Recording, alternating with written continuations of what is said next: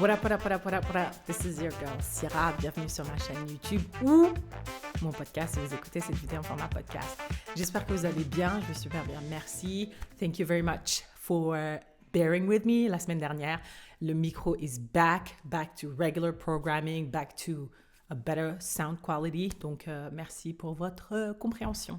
Aujourd'hui, j'aimerais vous parler des différents side hustles que j'ai eus dans ma vie. Quand j'ai posté mon vlog il y a 2 semaines, 2 personnes m'ont demandé « Hey Syrah, est-ce que tu peux parler un petit peu des side hustles ?» One thing that you should know about me, c'est que I am the queen of side hustles. Parce que, comme vous le savez, quand j'étais à l'université, j'ai payé en grande partie mes études toute seule. Donc, à chaque fois, je devais accumuler 2, 3, 4 emplois pour pouvoir payer mes frais de scolarité. Donc, j'ai réussi à trouver plein de side hustles. Mais vous allez voir avec la liste que je vais vous exposer, c'est que moi, j'avais pas vraiment le temps ou même la capacité financière d'investir dans un side hustle. Beaucoup de side hustles que j'ai vus à l'époque et même toujours maintenant, c'est des choses genre dropshipping ou bien assistant virtuel, chercher des clients pour quelque chose et tout. Moi, à l'époque, à l'université et même maintenant, j'avais besoin de faire de l'argent tout de suite. Et j'avais pas le temps, en fait, et ni même l'argent d'investir dans un truc qui ne me rapportera pas tout de suite, en fait, ou qui me rapportera plus tard. Il faut mettre beaucoup d'efforts maintenant pour que ça paye plus tard. J'avais pas le temps. Moi, ma facture, fallait la payer à une certaine date. Donc, il fallait que je fasse de l'argent maintenant que j'accumule de l'argent pour pouvoir respecter my deadline, even though I never respected it. Tu vois? Donc, la plupart des side hustles que j'ai eus, même s'ils sont différents, ça a été toujours, la plupart du temps, échanger du temps contre de l'argent. Et in this economy, je pense que c'est une bonne idée, si vous avez le temps, d'avoir un autre emploi à côté ou quelque chose que vous pouvez faire de la maison ou d'un autre pays qui peut vous rapporter de l'argent tout de suite, immédiatement, que vous pouvez mettre de côté pour vos projets plus tard. So, without further ado, voici les différents side hustles. J'en ai 9 au total que j'ai eu au cours de ma vie. Numéro 1, femme de ménage. Quand j'étais à l'université, j'avais besoin de tellement d'argent que, franchement, mon ego a dû strip itself down, se débarrasser de la honte, tu vois. J'avais plus les moyens d'avoir honte. Donc, quand j'avais mon emploi, un de mes emplois, j'avais besoin de plus d'argent parce que c'était pas assez. Donc, j'ai décidé d'être femme de ménage. J'ai trouvé cet emploi sur un site d'emploi. Oh non, pas sur un site d'emploi, pardon. Je parlais à mes collègues à l'époque. Je disais... j'ai vraiment besoin d'un autre emploi. Et un des gars a dit, écoute-moi, je suis homme de ménage dans un hôtel dans le Vieux-Québec. Il cherche toujours des gens. Et maintenant, je sais pourquoi il cherche toujours des gens. Je dis, ah ouais? Il me dit, ouais, donne-moi ton CV et je vais le donner au manager de l'hôtel. Je donne mon CV, bien entendu, ils m'engagent parce qu'ils ont cruellement besoin de gens. Et je sais pourquoi, parce que c'est un travail tellement difficile physiquement. Mes collègues n'étaient pas top à l'hôtel où j'étais, donc c'était vraiment hyper difficile. J'ai pas tenu très longtemps, j'ai fait ça pendant 3 semaines, mais ça m'a rapporté un peu quelques dollars qui m'ont bien entendu aidé. Donc, si vous avez l'occasion, si vous avez la force, le courage d'être femme de ménage, ils ont toujours constamment besoin d'aide dans les hôtels, mais il faut savoir dans quoi vous vous engagez parce que physiquement, c'est genre tu dois faire plusieurs chambres, il y a une pression parce que les gens doivent check-in, il y a des gens qui partent plus tard que ce qu'on vous a dit et tout, donc tu dois les attendre et tout. Franchement, c'est hyper intense. Je le referai plus, mais ça m'a aidé à ce moment-là. Side hustle numéro 2. Franchement, ça, c'est my side hustle, my favorite side hustle. C'est barista dans un coffee shop. Ça, je l'ai fait à Yellowknife, je l'ai fait au Québec et je l'ai même fait ici à Edmonton. J'adore. Si l'argent n'était pas un problème, si on pouvait faire sa carrière dans un café, je le ferais parce que j'aime énormément l'ambiance. J'aime faire du café, j'aime faire des lattés, des différents lattés et tout. J'adore, même si je bois pas de café, I feel like I'm really good. J'ai appris à faire latte art. Franchement, c'est génial. J'adore l'ambiance, j'adore l'énergie des cafés. J'ai fait ça pendant... comme je l'ai dit plusieurs fois ici, dans différentes villes et tout, j'ai fait ça à côté et ça peut rapporter pas mal d'argent. Comment j'ai trouvé ces emplois-là? Franchement, c'est hyper simple. Genre, là où j'habite, je vois le coffee shop le plus proche de moi. En général, je vais 2-3 fois parce que j'aime beaucoup les cafés. Et je dis, hey, est-ce que vous engagez? Et la plupart du temps, ils engagent ou bien ils disent déposez votre CV et on vous contactera si vous avez besoin de quelqu'un. Et c'est génial parce qu'en général, les coffee shops sont près de chez moi. Je suis une régulière là-bas et ils sont familiers avec mon visage et ma personne. Donc, c'est comme ça que j'ai trouvé. Parfois, tu n'as même pas besoin de postuler en ligne ou je sais pas moi, d'entendre un emploi par quelqu'un d'autre. Tu peux juste aller directement et dire « Hey, est-ce que vous engagez? Voici mon CV. » Troisième side hustle que j'ai fait, c'est serveuse. Donc, j'ai été serveuse dans un restaurant et maintenant, je suis serveuse dans des mariages. Serveuse dans un restaurant, c'est très, très difficile. C'est hyper fatigant et il y a beaucoup, beaucoup de pression dans un restaurant. D'ailleurs, j'ai été renvoyée. Ils disent que c'est parce que j'arrivais pas à mémoriser le menu, même si je pense que it's bullshit. Je pense que c'est à cause de... Mais bon, j'ai pas de preuves, mais c'est parce que je pense qu'il y avait un petit peu de ça. Maintenant, je suis serveuse dans un mariage, c'est beaucoup plus chill, c'est moins intense parce que la durée en fait du service est relativement courte. C'est genre pendant 2 heures max que les gens mangent. Après, tu dois juste débarrasser les assiettes, les ustensiles et tout. Et non seulement tu manges du coup, parce qu'ils sont obligés de nourrir leurs employés, mais en plus, tu assistes au discours, aux danses et tout. Franchement, ça peut être hyper, hyper fun. Et moi, à chaque fois que j'y vais, je passe un super moment. Je pleure pour des étrangers. J'ai jamais vu ces gens, mais je pleure parce que c'est tellement émouvant. J'ai trouvé cet emploi à travers une amie, tu vois. On était en train de discuter un jour autour d'un brunch. Je lui disais, je dois partir à mon job de serveuse, tu vois, je peux pas rester très longtemps. Elle dit, ok, moi aussi, parce que je suis serveuse dans des mariages. Je dis, c'est top, c'est quoi? Elle m'explique et tout. Donc, on discute là-dessus. Et moi, quelques mois après, je me suis fait renvoyer du restaurant. J'ai écrit, j'ai dit, yo, est-ce que ton truc de serveuse de mariage, là, il cherche toujours des gens? Elle me dit, ouais, grave. Et c'est comme ça que j'ai trouvé l'emploi. Donc, soyez hyper ouverts et honnêtes avec les bonnes personnes, tu vois, parce que ça fait partie du networking aussi, tu vois, de pouvoir partager les différents side hustles que vous avez. Et au final, j'ai quitté un travail hyper stressant qui était physiquement très difficile pour quelque chose de beaucoup plus chill où non seulement je mange, mais en plus je pleure, je danse et je passe un super moment.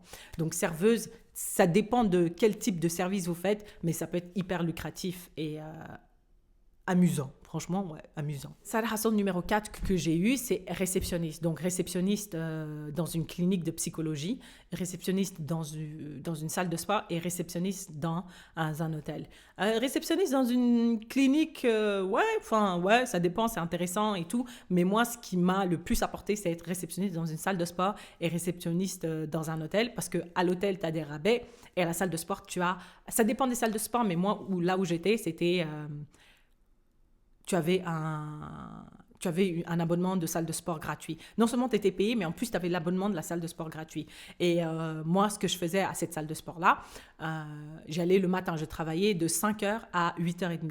C'était génial parce que c'est comme ça que je suis devenue a morning person. C'est comme ça que j'ai réalisé que je préférais me réveiller tôt que travailler tard. Donc, je travaillais à la salle de sport les mardis et les jeudis. Donc, tu vois, je travaillais à 5h, donc ça veut dire que les mardis et jeudis, enfin lundi et mercredi, je dois aller dormir tôt.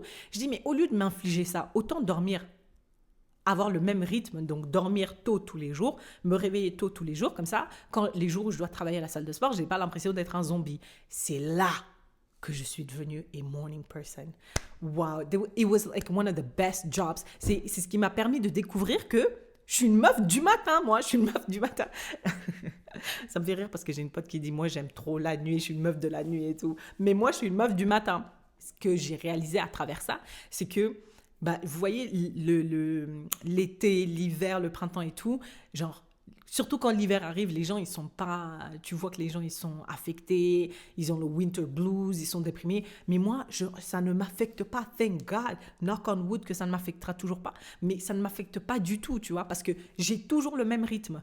Printemps, été, hiver, automne, je dors à la même heure, je me réveille à la même heure. Et je vois les journées se raccourcir, je vois les journées se rallonger, je vois les fleurs, je vois les arbres perdre leurs feuilles. C'est incroyable, j'ai l'impression, je suis témoin des transformations de la nature. C'est génial. This was the best decision I've ever made. C'est travailler dans cette salle de sport. Et comment j'ai trouvé cet emploi? C'est hyper simple. C'était la salle de sport de ma ville, c'était à Yellowknife. On est allé là-bas. Moi, j'y allais, j'ai payé 1 ou 2 mois. J'ai dit, hey, vous cherchez des gens? Vous cherchez des gens le matin? Ils disent, ouais, toujours. On cherche les gens le matin, le soir, l'après-midi et tout. Je dis, moi, le matin, je suis chaude, hein. Et c'est là que j'ai eu mon emploi. C'était incroyable. The best decision I've ever made. Donc, si vous pouvez être réceptionniste à une salle de sport, dans un hôtel. Mon frère, il est réceptionniste dans un hôtel. Il a des rabais qu'il peut donner à ses potes et à ses sœurs. So, si vous avez un hôtel à côté, une salle de sport à côté, allez leur demander, est-ce que vous cherchez des gens? What can you lose? Nothing. 5e side hustle que j'ai fait à l'université, c'était location d'ustensiles de cuisine. Donc, en fait, à l'université Laval, il y avait plein de gens qui venaient en échange de partout dans le monde. C'était soit ils venaient pour une session 4 mois ou 2 sessions 8 mois, tu vois. Et tu pouvais louer ta chambre et tu pouvais louer ta couverture, louer des draps. Je pense que... Ouais, c'est ça que tu peux louer. Donc, tu peux louer des draps, des coussins et tout. Mais tu ne peux pas louer des ustensiles de cuisine. Donc, eux, ils doivent venir pendant 3 ou 4 mois. Ils doivent acheter tous les ustensiles de cuisine, les casseroles, les fourchettes et tout. Je dis, mais pourquoi est-ce que quelqu'un n'inventerait pas une option de location de casseroles, de machin et tout, d'ustensiles de cuisine? Je dis, yes, I found my other side hustle. Je l'ai mis en place. Je me rappelle, j'ai fait des flyers et tout que j'ai mis dans les... dans les différentes résidences. J'ai pas eu énormément de clients, j'ai eu genre 2 clients à la fin, mais dans ma tête d'étudiante qui cherchait constamment à faire de l'argent, j'ai réussi à identifier un gap. C'était pas vraiment un problème, mais c'était une opportunité d'apporter une solution à des gens qui étaient là temporairement, tu vois. Même si j'ai pas fait beaucoup d'argent, j'ai fait quand même assez d'argent pour mettre de côté. Location d'ustensiles de cuisine. Je sais pas si ça existe encore. Je sais pas comment est-ce que vous pouvez utiliser ça dans votre vie hors contexte universitaire, mais that's an idea that I'm putting out there. Side hustle numéro 6 que j'ai eu, c'est organisatrice d'événements. Quand j'étais à Kigali en 2013, au Rwanda, du coup, quand j'attendais mon visa pour venir au Canada étudier, c'était un long processus, c'était presque 1 an. Je me rappelle, je m'ennuyais, j'étais un peu dépressive parce que tout le monde était en Belgique en train d'étudier. Et moi, j'avais l'impression de perdre mon temps. À côté de chez moi, il y avait une boîte de nuit, donc il y avait plein de va-et-vient les week-ends et tout. J'y allais de temps en temps, tu vois. Un jour, je suis allée voir le manager parce que je m'ennuyais, je ne savais pas quoi faire. Je suis allée voir le manager, je lui ai dit « Yo, moi j'ai une idée de soirée, est-ce que je peux pas travailler en collaboration avec vous et tout ?» Et il me dit ouais, il y a un jour ou je sais pas quoi, là, un samedi ou un dimanche qui est dispo, si tu arrives à ramener des gens, tu auras genre 30% des bénéfices. C'est ce qu'il m'a dit. Je dis j'ai pensé au nom d'une soirée et je suis venue avec l'idée Dance or Die. Et le concept c'était genre on aura des bracelets fluorescents là ou plein de trucs fluorescents et tu peux danser toute la nuit et tout et tu brilles dans la nuit, tu vois. J'ai fait le flyer, je me rappelle j'étais downtown Kigali, je distribuais les flyers, j'ai fait de la publicité sur Facebook et tout. Ça n'a pas super bien marché la soirée, genre c'était pas plein, c'était pas rempli, mais au moins ça m'a occupée pendant genre plusieurs semaines et j'ai réussi quand même à faire un petit peu d'argent. J'ai pas fait énormément d'argent, mais j'ai quand même réussi à faire de l'argent. Donc organisatrice d'événements, si vous connaissez beaucoup de gens, si vous habitez à côté d'une boîte de nuit ou si vous connaissez je sais pas moi, le propriétaire d'une boîte de nuit, pourquoi pas en fait, genre why not? Side hustle numéro 7, en parlant d'événements, j'ai aussi été MC dans des galas, dans des soirées, dans des événements culturels à Yellowknife. Et ça, c'est hyper lucratif parce que c'est toi, du coup, qui fixe ton prix. Et one thing about me is that I know my worth, OK? I know my worth. Donc, je facturais ces gens-là, genre... Je leur facturais beaucoup d'argent. Et je faisais ça. Enfin, les gens, ils m'aimaient tellement. Ils appréciaient mon style de MCing que quand j'ai déménagé ici, they flew me out 2 fois. They flew me out. Ils ont payé mon hôtel, mon billet d'avion, ma nourriture du coup. Et en plus de ça, ils me payaient pour la soirée, l'animation, tu vois. Ça, c'était one of the best. I wish I would continue. Donc, j'essaie toujours d'avoir des clients, mais ça dépend, tu vois. Il y a des moments où les événements, il y en a moins que d'autres moments, mais si vous n'avez pas peur du public, si vous avez... il y a des événements dans votre région, dans votre ville, je trouve que c'est une hyper bonne idée. Et comment j'ai trouvé cet emploi? Je suis littéralement, genre un jour, ils avaient besoin d'un MC pour un farmer's market. Et j'ai dit, hey, moi, I think I can do it. C'était gratuit. Je l'ai fait. Et il y a des gens qui étaient au Farmers Market qui m'ont vu. Et ils ont dit, hey, on fait des galas. Est-ce que ça te dirait de MC? Je dis, yeah. J'ai fait un gala. J'ai fait 2 galas. Après, j'ai fait d'autres événements. Man, it was amazing. Side hustle numéro 8 que j'ai eu, c'est du tutorat. Donc ici, en Alberta, c'est une province anglophone et il y a certaines personnes qui veulent apprendre le français et il n'y a pas beaucoup de francophones, de vrais francophones, tu vois. Donc quand je suis arrivée ici, j'ai fait un petit peu de pub sur Facebook et tout. Je l'ai fait aussi un petit peu à Yellowknife, donc j'avais un petit peu d'expérience. J'ai eu mon premier client, deuxième client et au fur et à mesure que les parents étaient satisfaits du progrès que leurs enfants faisaient, ils me faisaient des recommandations. Et du coup, maintenant, j'ai plein d'étudiants à qui je donne des cours particuliers. Et encore une fois, c'est toi qui fixes tes prix and I know my worth, OK? À travers les cours particuliers que je donne, j'ai commencé à apprécier un peu plus le français. C'est pas que j'appréciais pas avant, mais je prenais ça pour acquis, en fait. C'est tellement gratifiant de pouvoir voir l'évolution d'un enfant dans une langue, enfin, ça m'apporte énormément. Ça leur apporte aussi, mais ils ne se rendent pas compte, mais ça m'apporte énormément aussi as a human being, tu vois. Même si c'est difficile, c'est pas facile, mais quand tu les vois, quand tu vois le progrès, tu te dis, damn, c'est moi qui t'ai aidé à arriver jusque-là.